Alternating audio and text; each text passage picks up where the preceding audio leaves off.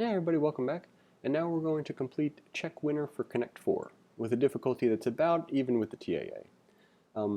This is actually a really difficult thing to calculate, and it has to do with the idea that the abstraction levels, or the amount of difficulty for a problem, is sometimes independent of the concepts visited in that problem.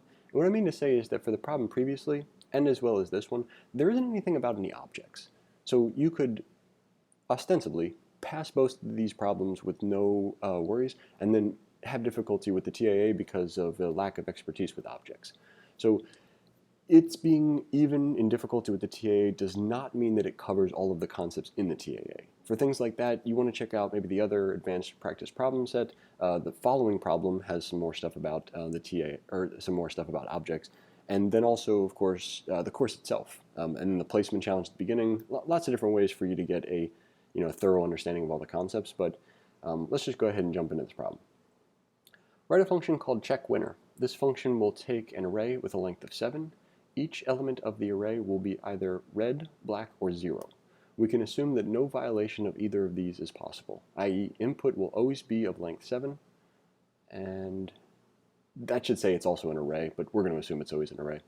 And elements will be only red, black, or 0. Your function should accept this array as its only parameter.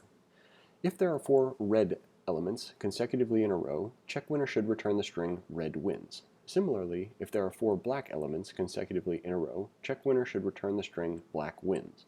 If neither of these is the case, checkWinner should return draw. Here are some examples of your code running. Assuming you have successfully created the described function, please be sure to name the function checkWinner. Okay. So, if they want the function to be called checkWinner, and that was my one swing and a miss to spell it correctly before I'm copying and pasting, takes in an array. So there are a couple different ways to do this, and for each of these solution videos I'm going to be focusing on a different one. So for this one we are going to try solving a problem that is a little bit easier, and then we're going to extend that to the full difficulty. And so what I mean by that is that if we're trying to find out if there are 4 in a row, it's likely going to be an extension of the process we would use if we were trying to find out if there are 2 in a row. So let's assume that we're going to try to find 2 in a row, and then we'll adjust our code to make it work after the fact. So the first thing that we're going to do is iterate over the array.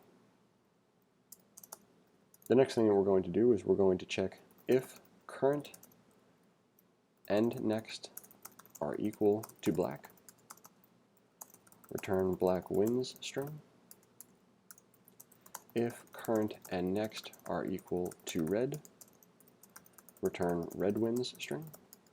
And a lot of people think we would say something like else return draw. Now of course we can't do that, and the reason is because as long as we're still iterating, it's possible that we would find 2 in a row on the next portion of the loop.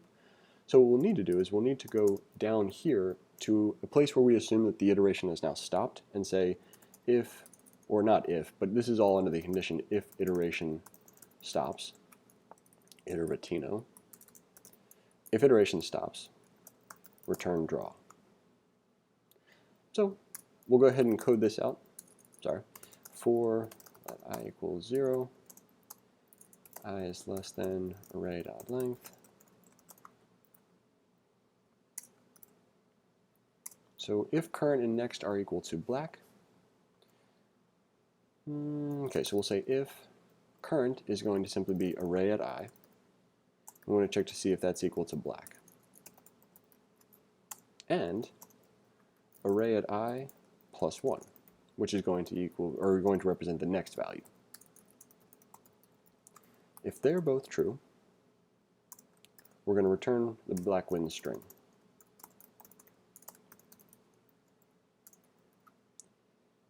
And this line is going to be very similar to the line we're about to write, so I'm going to copy it, paste it down here. Now, whenever you copy and paste a line like that that's like in the middle of syntax, it's very important to adjust the surrounding syntax before you do anything else. And what I mean by that is that right now it thinks that the if statement is being closed by this curly brace on line 12. But as we know from earlier, line 12 is lined up perfectly with the for loop, so that's the end of the for loop. As line 8 shows, we need the curly brace ending this if statement on line 10 to be right there. So now that we have that, let's go ahead and adjust black to be red. And then if this is the case, we'll return red wins. And okay, exclamation point, and then down here, this is going to be pretty similar no matter what. So we've now successfully, and you can just take my word for this, but we have successfully solved a problem that is a junior version of the problem that we need to solve. We need to decide if there are 4 in a row. We have a solution that's going to check if there's 2. So if current and next are equal to black gives us 2, what about current and next and next and next? And what I mean by that is that if we have I plus 1, why not also I plus 2 and I plus 3? And the answer to that is, well, that's exactly what we're going to do. Oh, this is going to look kind of ugly by the end of it. But that's okay. Moral of the story for this problem is that if a solution occurs to you, don't worry if it's elegant or not. Provided you're not hard coding something on this interview, it's probably going to get the job done. Or the assessment, I should say. Okay, red. All right, so, boy, I wish that would, I wish I could see more. No, that's okay. So if array at I is equal to black, and array at I plus 1 is equal to black, and array at I plus 2 is equal to black, and array at I plus 3 is all equal to black, then we could return black wins. Now you might say like, hey, doesn't that mean that we should adjust this iteration? And what I would say is, that doesn't matter. Now, of course, we probably should. We should stop I somewhere where the last value it's checking is, maybe like the third to last value.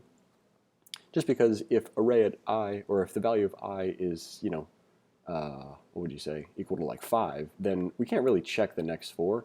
But we're not gonna run into any problems because the if statement will return, the if expression, I should say, is gonna return false in that event. Now, I broke one of the rules that I like to, oh no I didn't, never mind, we changed those to red. So we've got both of those for red, and then return draw in the other case. Let's go ahead and scan across one more time. All right, looking pretty good. And run our tests. And we're in good shape. Excellent work, everybody. Thanks for watching. Hope you enjoyed it, and we'll see you in the next one.